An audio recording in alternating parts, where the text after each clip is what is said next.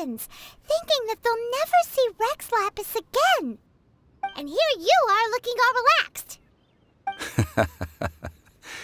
Why would I not feel more at ease after laying down the burden I have borne for 3,700 years? Right, if the two of you can spare the time, I should treat you to a meal at the Shinya kiosk. Ha! That sounds like big talk, Zhongli. Paimon might have believed you if you were treating us to some third-round knockout, but you'd have to pay out your nose just to stand inside Shinya kiosk. Are you sure you can afford it? You're right. I do lack the Mora.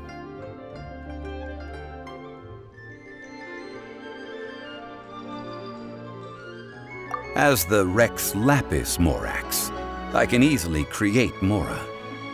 But since I have chosen to walk this earth as the mortal Zhongli, I should abide by the same rules that mortals do.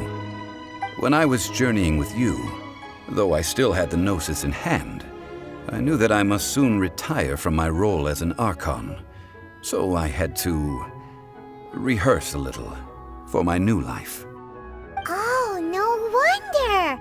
Paimon gets it now. You didn't look at the price tags when we were spending because you've never had to.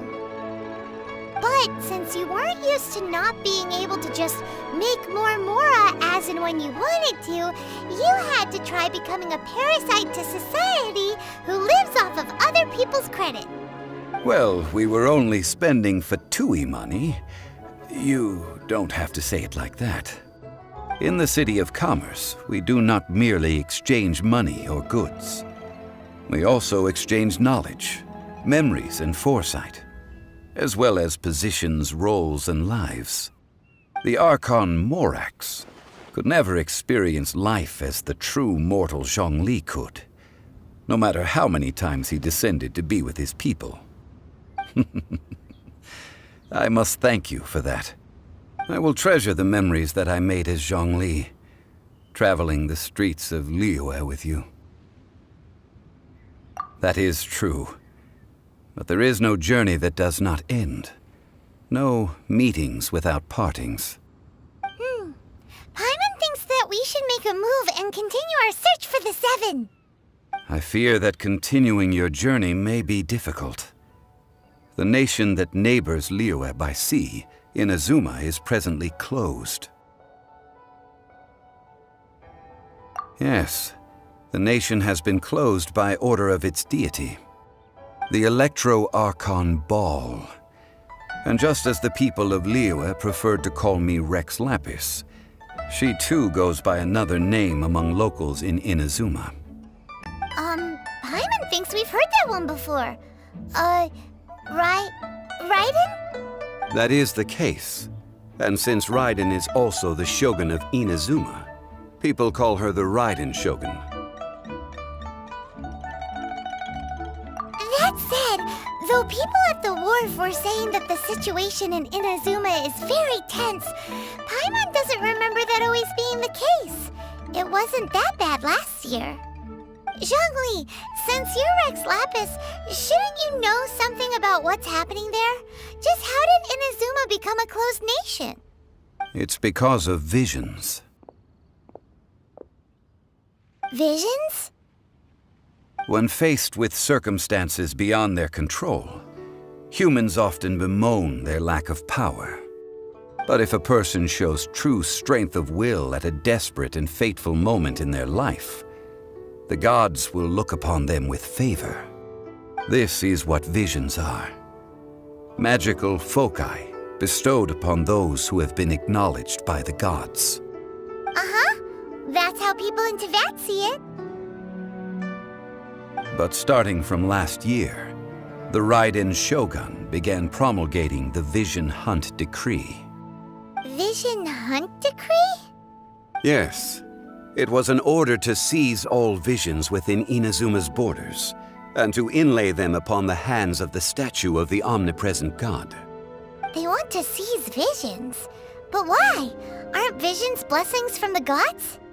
I should think that in the Raiden Shogun's eyes, It is precisely because they are divine blessings that they should be under the sole dominion of divinity. Whoa, that's harsh. The Anemo Archon is the god of freedom, and the Geo Archon is the god of contracts. For her part, the Raiden Shogun is the god of eternity. It seems as though she has finally decided to eliminate any unstable elements that could pose a threat to her eternal realm. The fact that even I, the oldest of the seven, have now passed away will only strengthen her resolve to pursue eternity.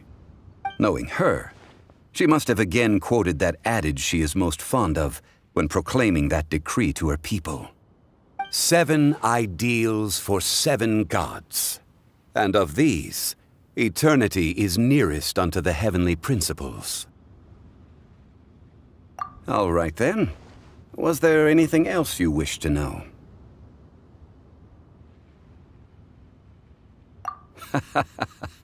Ah, that was a good one. Failing a divine trial. How they came up with that excuse, I will never know. That said, the reason why the Qixing were so eager to resolve the incident and stop pursuing the culprit was indeed because they received news in secret that Rex Lapis was not dead. I hinted as much to the Adepti as well.